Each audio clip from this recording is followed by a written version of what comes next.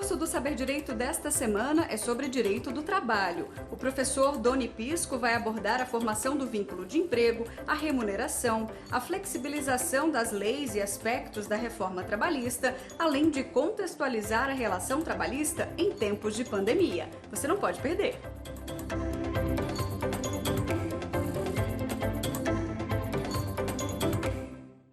Olá, sejam todos muito bem-vindos ao Saber Direito da TV Justiça. No programa de hoje, estamos abordando o tema Direito do Trabalho Empresarial. Eu sou Doni Pisco, advogado, articulista, professor, LLM Direito Empresarial pela Fundação Getúlio Vargas. Abordamos aqui nas nossas primeiras aulas aspectos relacionados à formação do vínculo de emprego, aspectos relacionados à remuneração, flexibilização das leis do trabalho, reforma trabalhista, e na nossa última aula vamos tratar de temas relacionados a direito do trabalho e sua feição e sua aplicação no contexto de pandemia da Covid-19. Então vamos abordar a repercussão e adaptação do direito do trabalho a esse contexto pandêmico e como as medidas foram sendo concebidas para adequar as relações de emprego a essas dificuldades inerentes ao processo de enfrentamento da Covid-19. Antes de mais nada, e é uma questão que foi suscitada já no começo da pandemia, porque a gente não tinha, até aquele momento, nenhum instrumento de rápida aplicação que permitisse uma solução a esses problemas derivados da interrupção das atividades econômicas por ato dos governos municipal e estadual. Então, houve, num primeiro momento, uma dificuldade tremenda, porque não havia nenhum paradigma para esse tipo de problema, então não havia uma solução, a legislação não comportava nenhum tipo de saída para adaptação das relações de emprego a esse momento de restrição. Então, foi-se suscitando ou foram sendo criadas alternativas para o enfrentamento da crise, sem que essas alternativas tivessem efetivamente um respaldo constitucional ou algum respaldo legal. A gente sempre tem que rememorar os princípios que regem ali o direito do trabalho, principalmente os princípios constitucionais, que impedem, por exemplo, a redutibilidade de vencimentos, que impedem qualquer alteração ilícita do contrato de trabalho que gere um prejuízo para o trabalhador. Então, à luz desses princípios, qualquer saída que implicasse uma restrição ao direito do trabalhador por ação direta e unilateral do empregador seria considerada ilícita e, por consequência, geraria ali na aplicação de multas, em demandas trabalhistas que poderiam gerar a responsabilização desse empregador pela supressão ilícita desses direitos. Então, a gente não tem, no nosso ordenamento constitucional e no nosso ordenamento legal, nenhum permissivo que autorize a supressão unilateral desses direitos. Então, a gente cai naturalmente e, novamente, a necessidade de que essas alterações sejam intermediadas pelo sindicato representativo da categoria do trabalhador, na categoria do empregador, para a celebração de convenções coletivas de trabalho ou mesmo por meio de ações coletivas de trabalho.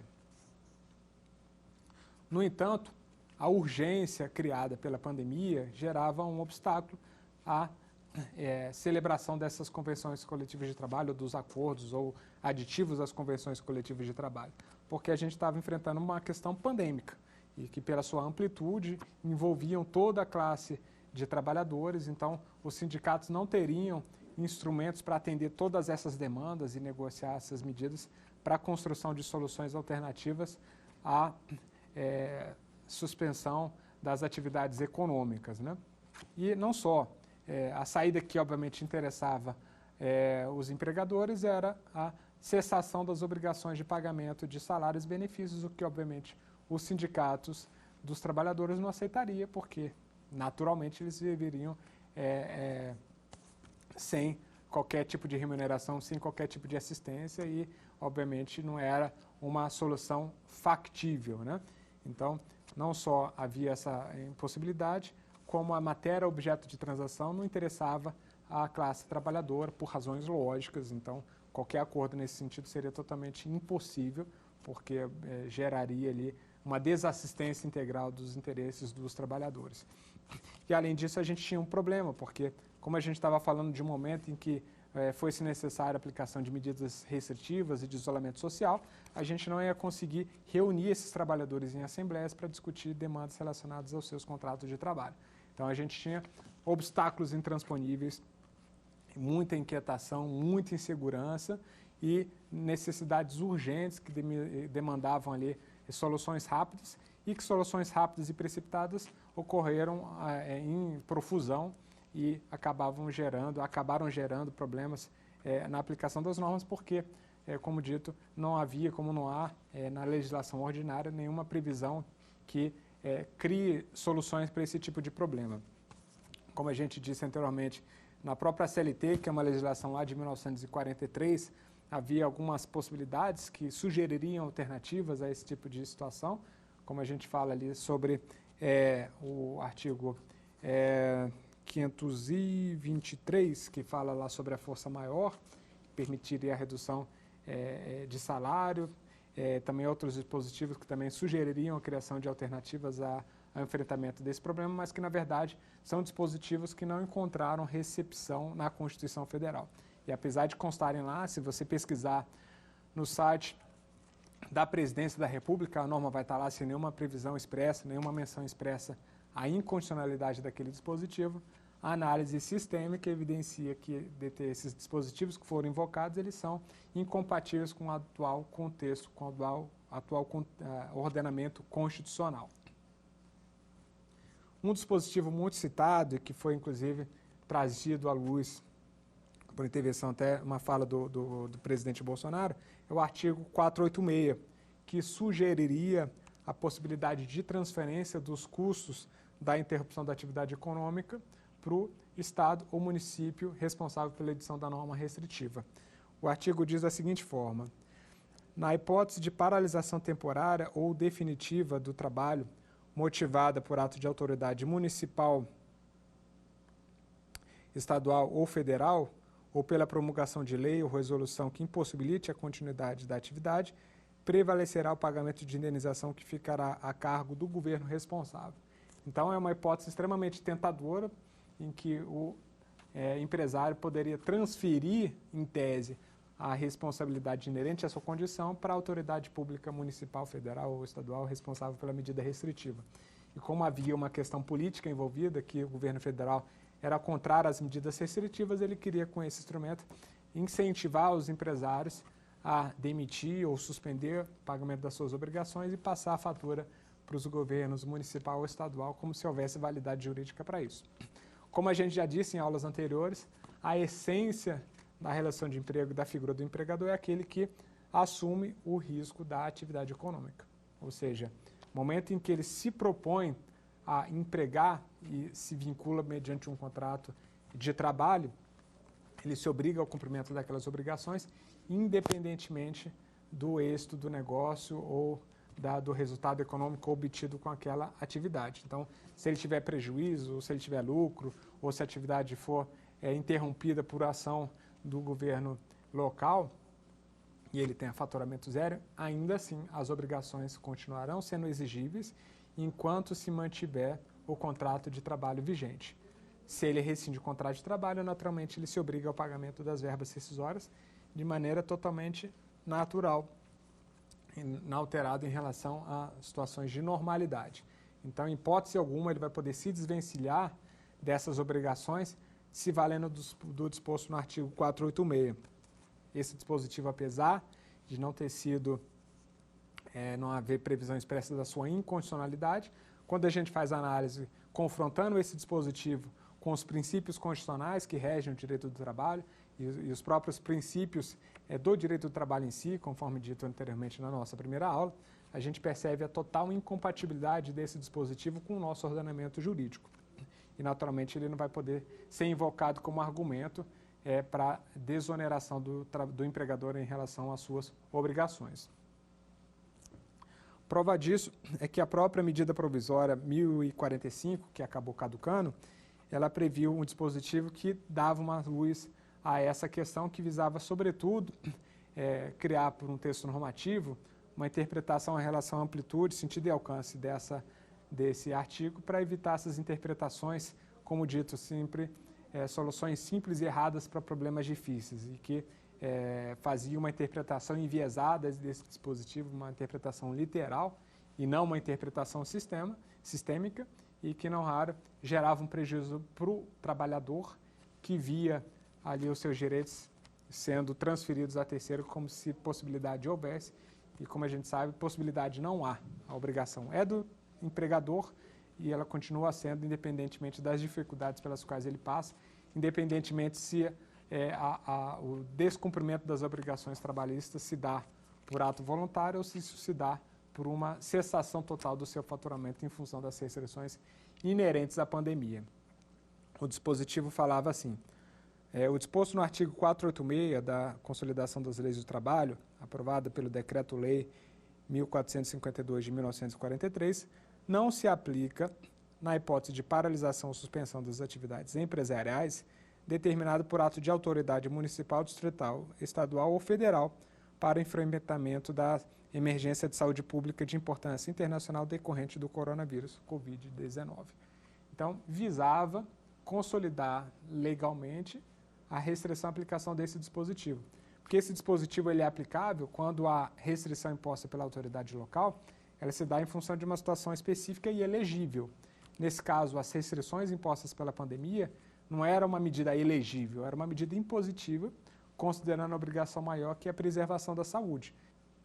Em função do modo de transmissão da doença, naturalmente que as medidas de isolamento social eram impositivas, porque como a gente está falando de uma doença que exige o contato interpessoal para a sua disseminação, o isolamento era medida impositiva e não um ato elegível, segundo o livre entendimento da autoridade local. Então, as medidas que foram tomadas para restringir e conter a disseminação da doença não se enquadram na hipótese do artigo 486 e, por consequência, não pode ser invocada como fundamento para transferir a responsabilidade do pagamento das obrigações trabalhistas e rescisórias à autoridade local.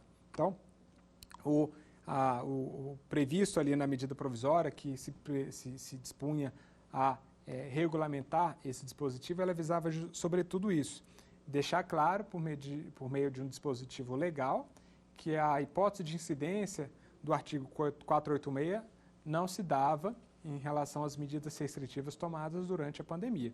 Então, apenas nas situações em que a restrição era um ato elegível da autoridade local, aí poderia gerar algum tipo de compensação. E aí, obviamente, que muitas empresas pretenderam se valer desse dispositivo, incentivadas ali pelo governo federal, para tentar transferir essa responsabilidade para o governo local, e até com uma medida de se beneficiar, de se locupletar, sem ter que arcar com as obrigações inerentes à sua condição de empregador. E aí, nesse aspecto, exemplificando e ilustrando um pouco essa nossa abordagem, nós selecionamos um precedente que ajuda a entender um pouco essa dinâmica e, naturalmente, sempre com aquela perspectiva de saber qual é a interpretação do judiciário em relação aos temas que estão sendo abordados, porque no final e na essência, para o empregador empresário, o que importa é a interpretação dada em ações judiciais concretas para que ele consiga fazer uma mensuração do risco e saber a forma de agir no seu cotidiano. O precedente diz da seguinte forma: as dispensas já nasceram viciadas, pois a empregadora alegou que elas decorriam de fato do príncipe. Contudo, as medidas adotadas para reduzir a disseminação do novo coronavírus não impossibilitaram a continuidade das atividades empresariais, ainda que de forma reduzida. A impropriedade do motivo alegado para a dispensa coletiva foi reconhecida pela própria empresa. Todavia, apenas depois da repercussão negativa do seu procedimento contra os trabalhadores e do ajuizamento de ações visando a reintegração destes.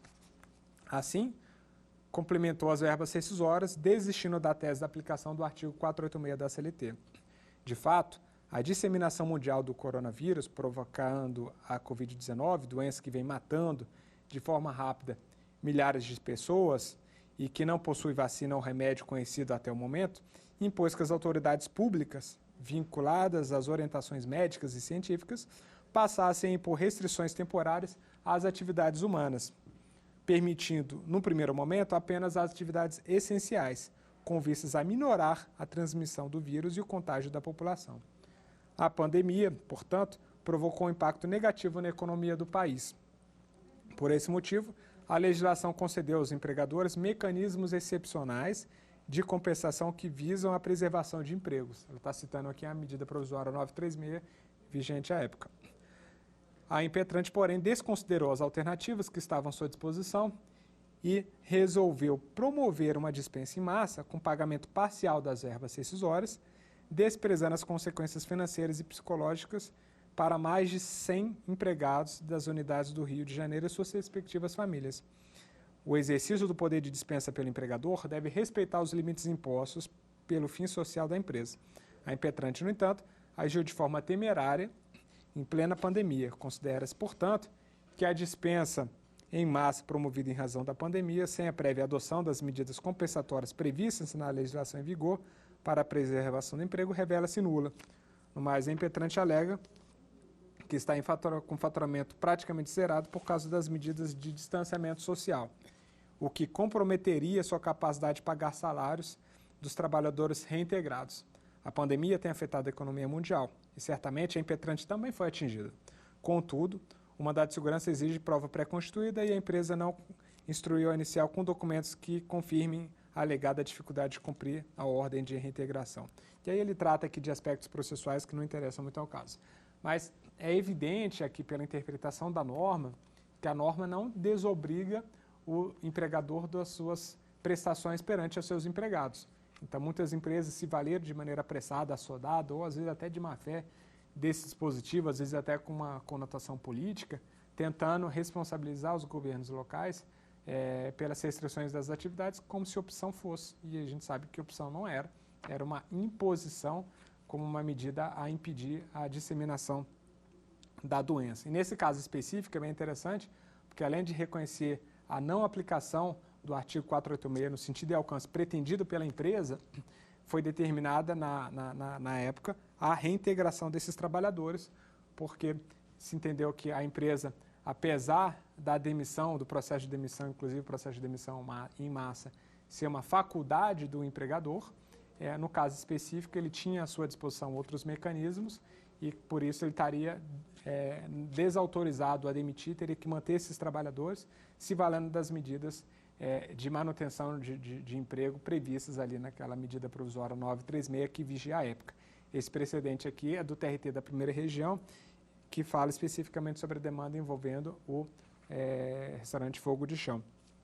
Então, ele evidencia de maneira clara as restrições ao exercício do direito, ou seja, não há exercício do direito no abuso de direito. Nesse caso, especificamente, se entendeu que a conduta da empresa era abusiva, tentando se locupletar, transferindo para a autoridade local uma obrigação que era sua, e que, além disso, não tendo ela comprovado a incapacidade de manutenção desses empregos, mesmo numa situação de pandemia, ela foi obrigada a promover a reintegração desses trabalhadores, inclusive também em função da repercussão negativa que isso gerou. Obviamente, a empresa que defende ali a responsabilidade social da sua marca, ela tem a sua imagem prejudicada com esse tipo de conduta. Então, a gente percebe que há uma limitação da mitigação de responsabilidade do empregador. Empregador, em função da sua condição, ele tem responsabilidades sociais, como a gente viu em razão dos princípios constitucionais que regem o direito do trabalho e que foram suscitados aqui para a afirmação desse entendimento, para além daquele dispositivo da medida provisória 1045 que acabou caducando. Mas na aplicação prática, o Judiciário vem entendendo que a interpretação desse dispositivo é restrita e não se aplica no caso da pandemia. Outra questão que foi suscitada muito fortemente é a hipótese da força maior como hipótese de desobrigação do empregador em relação ao pagamento dos salários ou a possibilidade de redução percentual dos salários dos seus empregadores. E aí, novamente, fazendo a remissão ao artigo 503 da CLT, até uma correção, eu havia falado do 423. O artigo 503 da CLT, que numa interpretação literal, e fazendo uma leitura a partir da fonte prevista ali no site da Presidência da República, que sempre é a fonte mais atualizada, não há nenhuma remissão expressa sobre a inconstitucionalidade desse dispositivo. Lembrando que a constitucionalidade ou inconstitucionalidade, ela só é formalmente aferida quando suscitada e submetida ao Poder Judiciário. Então, a menos que haja até prova em contrário, todo dispositivo ele é presumidamente constitucional, até que seja submetido ao crivo do judiciário em ações de controle concentrado ou difuso. Nesse caso especificamente, a leitura sugeriria, e isso foi objeto inclusive de questionamento, nós recebemos também, como advogados, questionamentos de clientes a respeito da possibilidade de aplicação desse dispositivo como uma alternativa ao enfrentamento das dificuldades inerentes ao processo de pandemia, como se a alternativa fosse. E a leitura do artigo ele evidencia esse falso permissivo. E ele diz: é lícita, em caso de força maior ou prejuízos devidamente comprovados, a redução geral dos salários dos empregados da empresa, proporcionalmente ao salário de cada um, não podendo, entretanto, ser superior a 25%, respeitado, em qualquer caso, o salário mínimo da região. Parágrafo único. Cessados os efeitos decorrentes do motivo da força maior, é garantido o restabelecimento dos salários reduzidos. Então, ele sugeriria a possibilidade de redução em função dessas restrições inerentes à pandemia que se inseririam no conceito de força maior. No entanto, se a gente for fazer um confronto desse dispositivo com os princípios regentes do direito do trabalho, sobretudo os princípios da proteção, os princípios da continuidade, o próprio princípio constitucional da irredutibilidade dos vencimentos, a gente percebe uma incompatibilidade entre esse dispositivo e o nosso ordenamento constitucional, o que evidencia que esse dispositivo, apesar de ter sido previsto na lei lá de 1943, com a consolidação das leis do trabalho, ele não foi recepcionado pela nossa Constituição. Então, submetidos ao controle difuso ou concentrado, fatalmente ele teria sua constitucionalidade afastada porque ele viola frontalmente esse dispositivo e seria, na prática, uma transferência para o empregado do risco da atividade econômica assumida pelo empregador, o que, obviamente, seria uma desconfiguração da própria dinâmica da razão de ser do direito do trabalho, que é, obviamente, vedado.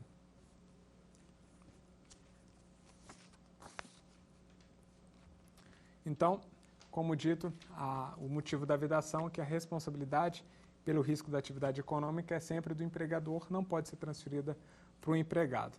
Até em função disso, da dinâmica e da necessidade de soluções urgentes e imediatas, que foi concebida ali a medida provisória 1936, que depois veio a ser substituída pela medida provisória 1045, criando a possibilidade de suspensão da jornada e suspensão proporcional da jornada e do salário, só que com uma compensação mediante pagamento do valor correspondente ao seguro-desemprego no percentual da redução desses direitos a cargo do governo federal. A gente destaca ali, apesar dessas medidas já terem, a 1045 já terem caducado e a impossibilidade de adoção desses instrumentos hoje, a necessidade de criação de alternativas ao enfrentamento de situações como essa, de pandemia com restrição às atividades econômicas. É que o direito do trabalho, da forma como concebido, ele não tem instrumentos válidos de soluções rápidas para atendimento desse tipo de problema. E como a gente está falando de um problema relativamente inédito, a gente teve gripe espanhola, tivemos outras pandemias, mas num contexto em que o mundo era diferente, as relações pessoais, sociais, relações de emprego eram diferentes e que as experiências havidas naquele momento elas não servem muito para amparar soluções para a construção de soluções para os problemas atuais. Os problemas atuais eles exigem soluções muito mais rápidas, Então, a construção desses instrumentos foi importante, mas a gente ainda vive num ambiente pandêmico e, obviamente, que a gente está sujeito ao surgimento de novas pandemias e o direito do trabalho precisa se amoldar a esse contexto para criação de mecanismos que ajudem ao enfrentamento desses problemas de crise de maneira rápida, sem necessitar da intervenção sempre do sindicato das categorias para a construção de soluções mediante acordos coletivos de trabalho. O que também foi bastante recorrente nesse período de pandemia foram as demissões em massa em função da cessação integral das atividades econômicas que gerou para as empresas em função, inclusive, da baixa perspectiva ou da falta de perspectiva de retorno às atividades, do encerramento das suas atividades ou interrupção das suas atividades, da demissão desses empregados para tentar reduzir um pouco o prejuízo. E aí, nesse aspecto, uma permissão trazida ali pela reforma trabalhista, ela passou a autorizar as demissões em massa sem a necessidade de negociação prévia por meio de ação do sindicato representativo da categoria. Então, nesse aspecto em específico, acabou gerando ali um mecanismo de dinamismo das relações, porque permitia que essas medidas fossem adotadas de maneira imediata, sem a necessidade de uma intermediação, de uma negociação ou de um esgotamento de uma via administrativa como requisito para a validade do processo demissional. A gente tem que sempre lembrar que as atividades foram suspensas, havia uma perspectiva de faturamento zero por um período de tempo indeterminado e muitas empresas tiveram que se valer desse tipo de mecanismo. E a gente sempre tem que lembrar que para o empregador o processo demissional é sempre custoso, porque além do custo inerente à rescisão em si, você perde pessoal treinado, capacidade, você perde a memória. Então, o processo demissional não é um fim, acaba sendo uma medida extrema em situações extremas como foram enfrentadas aqui durante o processo pandêmico. E como ninguém é obrigado a contratar ou se manter contratado, na falta de estabilidade provisória no emprego, o empregador ele vai poder se valer desse mecanismo e rescindir o contrato de trabalho dos seus trabalhadores quando houver necessidade ou interesse, sem que isso configure abuso no exercício do direito. A gente até viu aqui no caso que a gente tratou do 486, aquele processo de demissão ali da churrascaria Fogo de Chão, mas nesse caso específico, há um permissivo da demissão em massa ou do processo demissional em si mesmo, em estado de pandemia, independentemente da responsabilidade social do empregador, porque não se pode impor ao empregador que, não havendo faturamento ou na impossibilidade de manutenção desses vínculos, que ele tenha que se sacrificar ou se desfazer do seu próprio patrimônio pessoal para manter os vínculos de emprego nessas circunstâncias. Lembrando que o processo demissional, quando a demissão ela decorre de iniciativa do empregador de maneira injustificada, ela vai permitir ao empregado o saque integral do seu FGTS, mais a multa de 40% sobre o saldo rescisório e a habilitação no seguro-desemprego. Ou seja, há um amparo social a cargo do governo federal para amparo desse trabalhador em situação de desemprego involuntário, né? Então, a inserção desse dispositivo, o 47A da CLT, trazido pela reforma trabalhista, acaba sendo um instrumento de viabilização dessas demissões sem que isso configurasse o abuso no exercício de direito. E esse dispositivo ele fala: as dispensas imotivadas individuais ou plurimas e coletivas equiparam-se para todos os fins, não havendo necessidade de autorização prévia da entidade sindical ou de celebração de convenção coletiva de trabalho ou acordo coletivo de trabalho. O próprio parecer do deputado Rogério Marinho, à época da discussão da reforma trabalhista, ele tratou um pouco da circunstância motivadora dessas introduções dessa alteração. A inclusão do artigo 47A tem por escopo assegurar a igualdade de tratamento entre os empregados quanto aos direitos oriundos da rescisão imotivada do contrato de trabalho, independente da modalidade da dispensa, individual, plurima, coletiva. Isso porque algumas decisões judiciais vinham tratando desigualmente os empregados no processo de dispensa coletiva, ante a obrigatoriedade de negociação coletiva prevendo vantagens adicionais na rescisão. Então, o modelo anterior previa essa negociação e, obviamente, transportando isso para um ambiente pandêmico, geraria, naturalmente, uma situação de grande dificuldade, porque inviabilizaria todo esse processo, inclusive, às vezes, em detrimento do próprio interesse do trabalhador, porque a empresa poderia, eventualmente, por incapacidade, não conseguir arcar com os pagamentos de salários e ele também não conseguiria se socorrer ali do saldo do FGTS ou se habilitar no seguro-desemprego. Então, o propósito foi criar um pouco uma situação, um mecanismo de agilidade nesse processo para permitir que essas demissões fossem viabilizadas, porque, como dito, ninguém é obrigado a contratar ou se manter contratado com alguém a menos que haja ali uma previsão legal estipuladora de alguma espécie de estabilidade. E aí, não raro, obviamente, essa situação desagou no judiciário, foi objeto de questionamento em situações várias, e um precedente citado aqui, selecionado por nós, ele ajuda um pouco a ilustrar um pouco dessa controvérsia. Diz assim o precedente: seja pela análise da Constituição da República Federativa do Brasil de 1988, seja pela análise das normas internacionais internalizadas no ordenamento jurídico pátrio, inclusive a Convenção da OIT, números 1198, 135, 141, 154 e 158, já denunciada, não há que se falar em inconstitucionalidade ou controle de convencionalidade do artigo 47A da CLT, já que se trata de norma válida e eficaz que expressamente estabelece que não há necessidade de autorização prévia da entidade sindical ou de celebração de convenção coletiva de trabalho ou acordo coletivo para que sejam efetivadas as dispensas plurimas ou coletivas. Portanto, impedir a realização de demissões coletivas ao arrepio da lei e do princípio da legalidade, com a indevida interferência na gestão da empresa, não encontra respaldo no ordenamento jurídico. O que se tem na situação dos autos é que, efetivamente, existiu negociação coletiva prévia às demissões coletivas, inclusive no plano de processo judicial coletivo. Mas, diante da intransigência do sindicato da categoria e da ausência de faturamento da empresa a partir de 20 de março de 2020, em razão da suspensão do contrato com o município, a primeira reclamada não teve uma alternativa senão a de promover a demissão coletiva das merendeiras vinculadas ao contrato administrativo.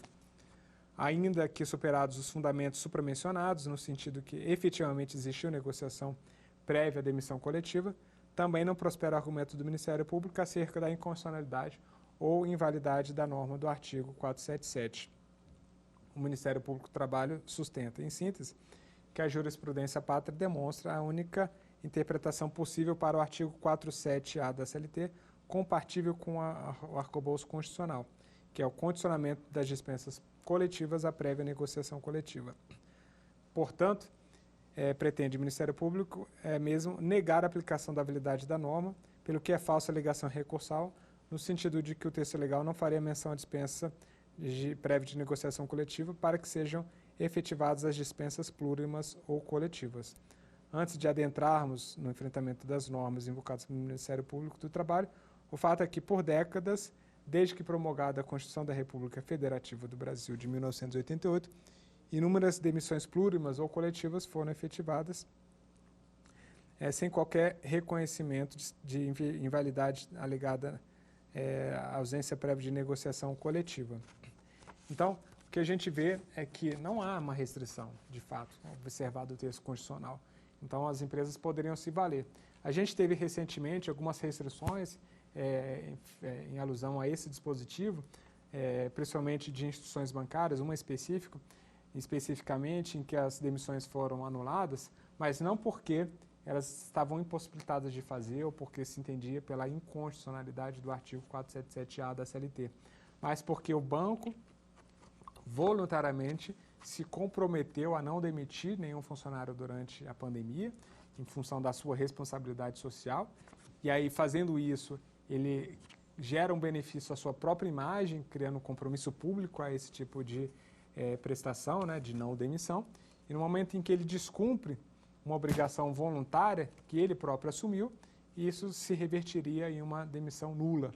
Então, nessas situações que foram noticiadas recentemente na empresa, em que os bancos foram obrigados a reintegrar, eles o foram não porque eles não poderiam demitir, mas porque eles violaram uma obrigação voluntária assumida publicamente de não demitir durante o processo de pandemia.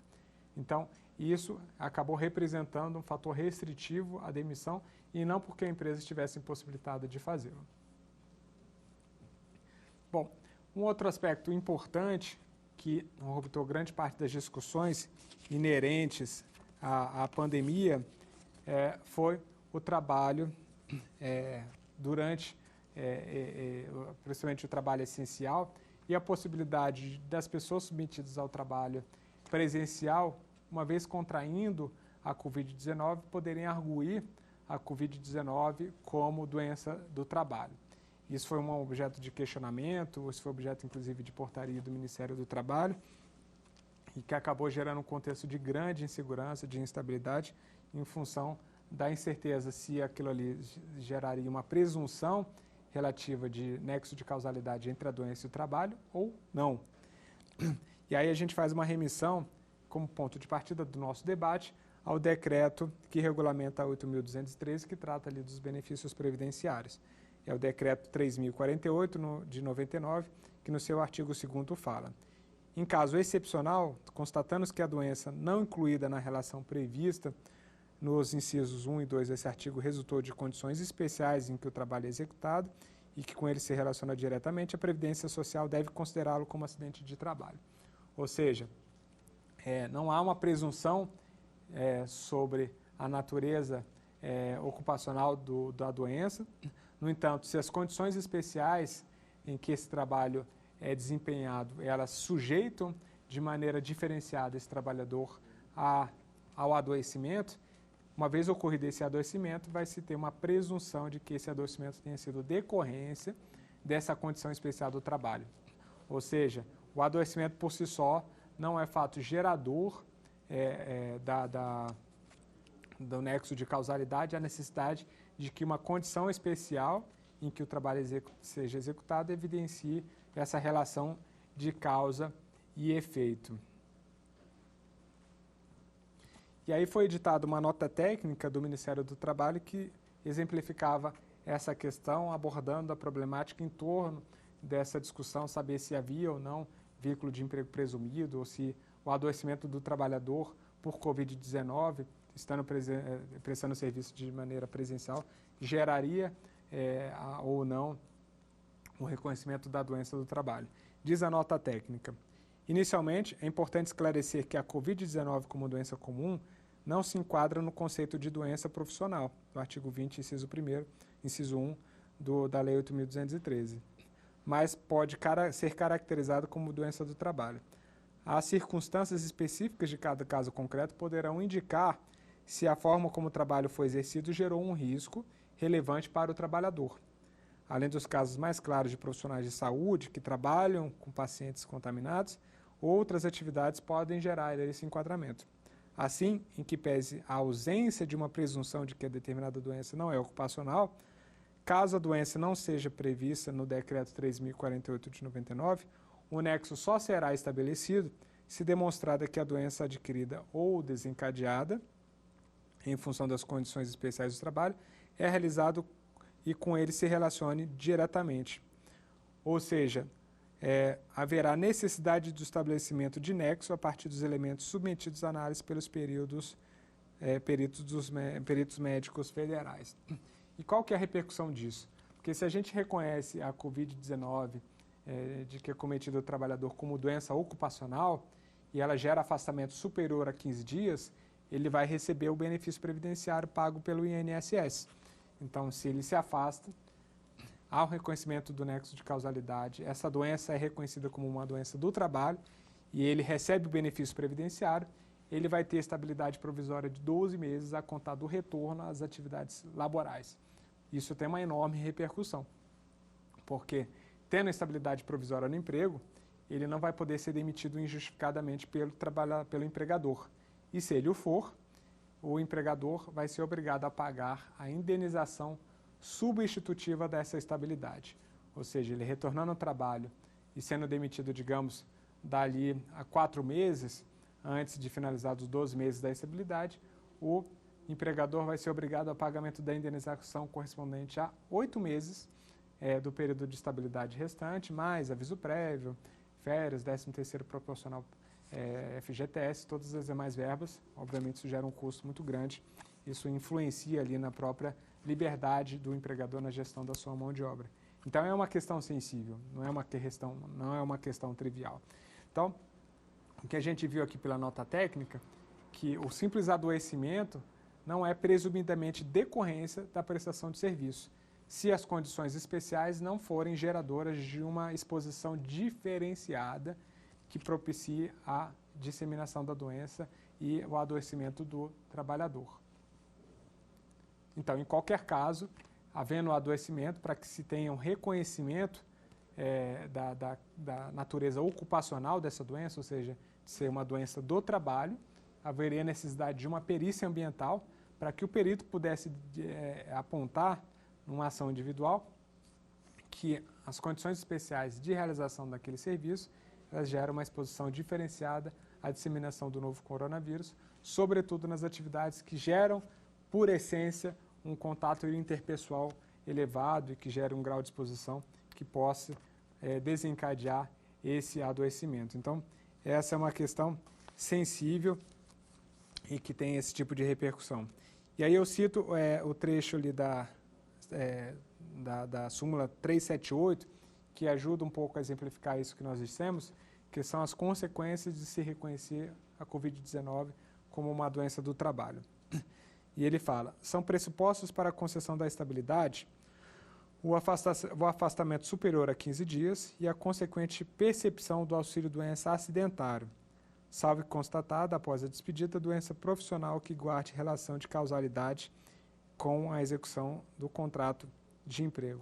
Ou seja, havendo o adoecimento, o afastamento e a percepção de auxílio-doença previdenciário, ou seja, havendo o reconhecimento de que aquela doença ela tem relação com a profissão desempenhada, há estabilidade provisória de 12 meses e não pode haver o despedimento desse empregado antes de verificado esse período mínimo de manutenção. Então, é uma questão de extrema repercussão e, por sorte, houve esse entendimento de que não se pode presumir. A questão tem que ser verificada no caso concreto, que é inclusive uma forma de mitigar os riscos e a insegurança jurídica, porque só no caso concreto, mediante perícia ambiental, que se pode afirmar que aquela doença tem relação ou não com a atividade profissional desempenhada por aquele empregado. E aí, mais uma vez, a gente traz aqui um precedente para ilustrar a nossa discussão, que ele trata um pouco dessa repercussão e dessa problemática. Diz o precedente: pugna o reclamante pelo reconhecimento do nexo causal entre a doença que o acometeu, Covid-19, e o seu labor junto à ré, requerendo ainda a indenização relativa à estabilidade no emprego e a indenização por danos morais. Prossegue mencionando que o nexo causal aqui discutido não diz respeito à função desempenhada pela recorrente de gerente de vendas, mas sim ao fato de tê-la desempenhado em âmbitos de extrema exposição ao vírus, seja aeroportos, seja hotéis, seja em salas de conferência, em que esteve para desempenhar a sua função. O autor, em decorrência do seu trabalho como gerente de vendas, não se expunha ao contato com o público em geral, ou com a quantidade considerável de pessoas que acentuasse o risco de contaminação. Presume-se que conversava com clientes, preferencialmente ou não, ou seja, com um número determinado de pessoas. Portanto, considera ausente nessas circunstâncias o nexo causal entre o trabalho e a contaminação pelo coronavírus SARS-CoV-2. Ainda que assim não se entenda, não bastaria para o reconhecimento do direito à estabilidade a existência do nexo causal, pois é necessária também a verificação de incapacidade para o trabalho por período superior a 15 dias, conforme disposto no artigo 118 da Lei 8.213, e o atendimento sedimentado na súmula 378, inciso 2 do TST. O autor não demonstrou que os sintomas tivessem gravidade suficiente para afastá-lo de suas atividades, apesar do isolamento necessário para evitar a proliferação.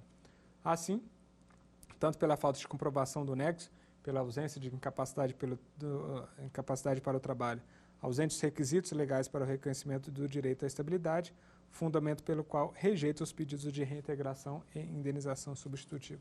Então, o próprio enfrentamento prático do judiciário a esse tema também ali é reconfortante, porque ele coloca à luz aqui que não há uma presunção, a questão tem que ser verificada no caso concreto, e ainda que o trabalhador exerça a sua atividade de maneira presencial, se ele, sobretudo, desempenhava uma atividade essencial durante os períodos de restrição mais severos, isso por si só não é um fato gerador de responsabilidade do empregador. Então, o empregador ele não vai estar sujeito nem à estabilidade, caso o trabalhador tivesse adoecido e se afastado, porque ele seria submetido ao INSS, e o INSS, na falta de circunstâncias geradoras dessa estabilidade, em função da forma como o trabalho era desempenhado, ele não consideraria o auxílio-doença é acidentário, consideraria o auxílio-doença previdenciário que não gera estabilidade.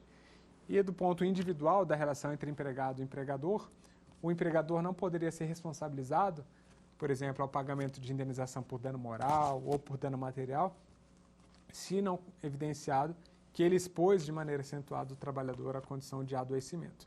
Então, a responsabilidade é limitada apenas e aplicável nas situações em que o empregador expôs o trabalhador a uma condição de risco diferenciada em função da sua própria função. E aí, independentemente de dolo ou culpa, né? Porque a gente está falando de uma relação de emprego, havendo dano e esse dano sendo consequência da relação de emprego, o empregador vai ser responsável civilmente, independentemente de dolo ou culpa. Então, ele poderia ser demandado se tivesse gerado uma exposição diferenciada e essa exposição tivesse gerado um dano em função do adoecimento. Por fim, é importante pontuar a questão relativa ao trabalho da gestante.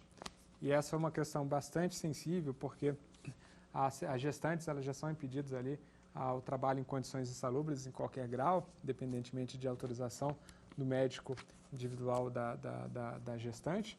E a situação de pandemia ela gerava uma situação fática nova, porque, muito embora doenças circulem e estejamos sujeitos a elas a qualquer tempo, a situação de pandemia gerou uma exposição diferenciada numa doença com grau de disseminação maior, com um nível de letalidade razoavelmente grande. Então, havia essa discussão para saber se o trabalho presencial ele era gerador de insalubridade e se, por ser gerador de insalubridade, se gerava a obrigação de afastamento e conversão desse trabalho presencial em um trabalho remoto, ou um teletrabalho, em qualquer outra espécie de trabalho não presencial. E, em função disso, dessa discussão e dessa dúvida também, foi editada uma lei específica que trata desse tema, que é a Lei 14.151, também com aplicação restrita ao período da pandemia, mas que ajuda a gente a evidenciar as dificuldades de construção de um arcabouço jurídico para atender demandas totalmente inéditas e para as quais não havia medidas ou previsão normativa para o seu enfrentamento. Essa lei ela tratou especificamente das gestantes, falando: durante a emergência de saúde pública de importância nacional decorrente do novo coronavírus, a empregada gestante deverá permanecer afastada das atividades de trabalho presenciais, sem prejuízo da sua remuneração. A empregada afastada, nos termos do caput desse artigo, ficará à disposição para exercer atividades em seu domicílio por meio de teletrabalho, trabalho remoto ou outra forma de trabalho à distância. Então, ela impôs ali ao empregador o afastamento dessa empregada gestante durante a gestação, independentemente da possibilidade do trabalho desempenhado por ela ser compatível com o modelo telepresencial. Então, a gente vai ter situações práticas em que o trabalho não é um trabalho intelectual, é um trabalho braçal, um trabalho que exige o contato, e a gestação gerava a obrigação de afastamento, e aí o empregador, novamente exposto aos riscos da atividade, ele teria que fazer esse afastamento sem a possibilidade de se beneficiar da prestação de serviço de nenhuma forma e tendo que manter esse vínculo de emprego durante o período da gestação, porque é uma circunstância natural da mãe durante o período de concepção até 5 meses após o parto, aquela estabilidade já prevista na Constituição. Então, como ele está submetido a essa estabilidade, ele não pode demiti-la e, nesse caso especificamente durante a pandemia, ele tem que transferi-la para um trabalho não presencial até o fim da gestação ou até o fim do período de pandemia. Até então, havia como uma alternativa a possibilidade do afastamento da empregada por meio das medidas de manutenção do trabalho e emprego, de que tratava ali a medida provisória 1045. Então, poderia gerar o afastamento da empregada gestante durante esse período para que houvesse a manutenção desse vínculo de emprego. Caindo a medida provisória, naturalmente, o empregador ele vai ter que assumir esse prejuízo, fazendo o afastamento da empregada do trabalho presencial e mantendo ela dessa forma garantida a remuneração integral durante o período de gestação ou até o fim da pandemia, que esperamos que esteja breve ali com o avanço da vacinação. Bom, essas são as questões ali que relevantes para a aula de hoje. fazendo uma retrospectiva em relação aos temas que foram discutidos ao longo dessa semana, aspectos relativos ao direito do trabalho empresarial, passamos pela configuração do vínculo de emprego, política remuneratória, flexibilização das leis do trabalho, reforma trabalhista e, por fim, a Covid-19 e o direito do trabalho, a sua repercussão e a construção de medidas ao enfrentamento dos problemas derivados dessa pandemia. Então, para a aula de hoje, vamos repassar agora no nosso quiz, na consolidação das informações que foram aqui prestadas, um teste de conhecimento para avaliação do conteúdo. Vamos lá?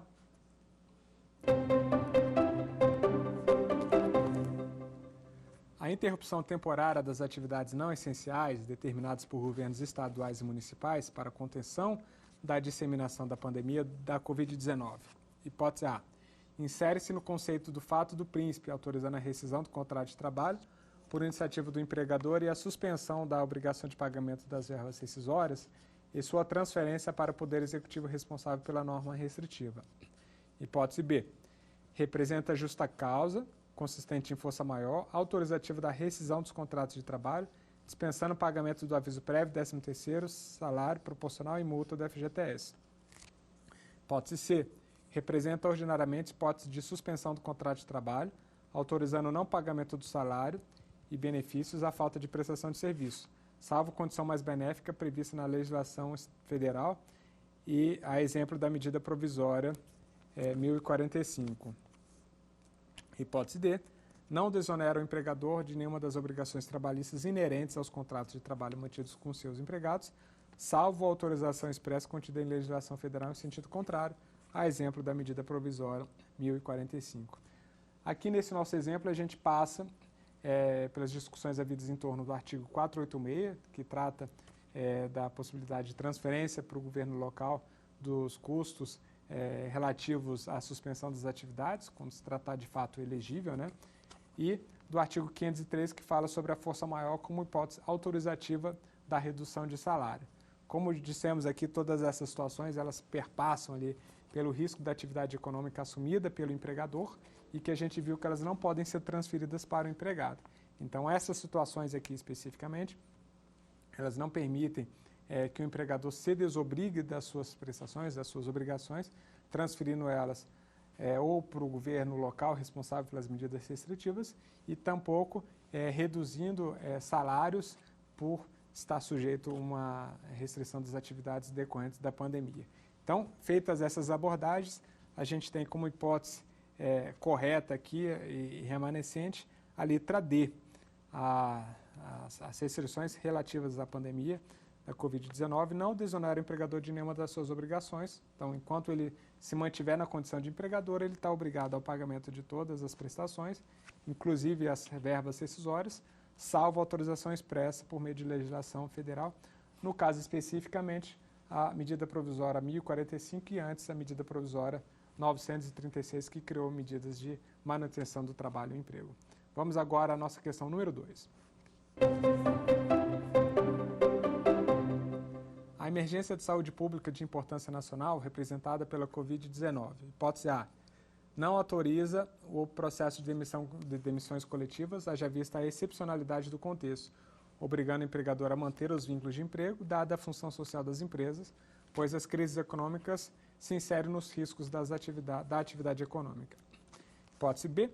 Não veda as demissões coletivas, desde que precedidas por negociações entre o empregador e o sindicato laboral, em exceção ao disposto no artigo 477-A da CLT.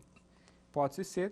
Representa a força maior, autorizando a redução geral de salários dos empregados da empresa, proporcionalmente aos salários de cada um, não podendo, entretanto, ser superior a 25%, respeitado em qualquer caso o salário mínimo da região, nos termos do artigo 503. Autoriza a redução de jornada de salário e a suspensão do contrato de trabalho, exceto em relação aos empregados contratados posteriormente à medida provisória 1045. Novamente, a gente trata aqui também, sempre, né, da distribuição do risco da atividade econômica, que ela não pode ser repassada ao empregado, o empregador ele vai estar sempre sujeito a isso, inevitavelmente. Então, a gente descartaria aqui a hipótese A, que fala sobre a não autorização ao processo de demissões coletivas, né? Porque, como a gente viu, as demissões coletivas por autorização expressa do artigo 477-A, elas são possíveis. E o empregador ele não está obrigado a manter os vínculos de emprego na falta de faturamento. Então, ele pode sim demitir, sem a necessidade de negociação prévia, em função da inovação legislativa trazida justamente pela reforma trabalhista que acrescentou esse dispositivo à CLT. Em relação a B, fala sobre que a situação não veda demissões coletivas desde que precedidas por negociações. Como foi dito aqui, as negociações coletivas prévias não são mais requisito para demissão coletiva. A hipótese C representa força maior autorizando a redução. Novamente, aquele dispositivo da CLT que, apesar de supostamente representar uma alternativa, ele é incompatível com a Constituição. Então, o empregador ele não vai poder se valer dessa medida como uma alternativa ao enfrentamento da pandemia. Então, como hipótese residual, a resposta correta vai ser a letra D. Autoriza a redução de jornada de salário ou suspensão dos contratos de trabalho, exceto em relação aos empregados contratados posteriormente à publicação. Aí, só fazendo uma ponte, que a gente acabou não abordando expressamente a medida provisória, na essência, porque ela já foi, ela já caducou a falta de conversão em lei, mas a medida provisória ela visava a manutenção de contratos de trabalho. Então, a manutenção desses contratos de trabalho pressupunha que os contratos de trabalho existissem antes da sua edição. Então, apenas aqueles que tinham sido contratados antes poderiam sofrer redução proporcional de jornada e salário ou ter o seu contrato de trabalho suspenso, com a compensação mediante pagamento do valor correspondente ao seguro-desemprego a cargo do governo federal. Então, portanto, a hipótese D é a hipótese correta. Bom, são essas as questões relacionadas ao tema do nosso programa. Espero que tenham apreciado, assimilado as informações, o conhecimento e esperamos vê-los aqui conosco numa próxima oportunidade. Muito obrigado. Quer dar alguma sugestão de tema para os cursos do Saber Direito? Então mande um e-mail para a gente, saberdireito@stf.jus.br, ou entre em contato pelo WhatsApp. O número é esse que aparece na sua tela. Você também pode estudar pela internet. Acesse nosso site tvjustiça.jus.br ou pode rever as aulas no canal do YouTube TV Justiça Oficial.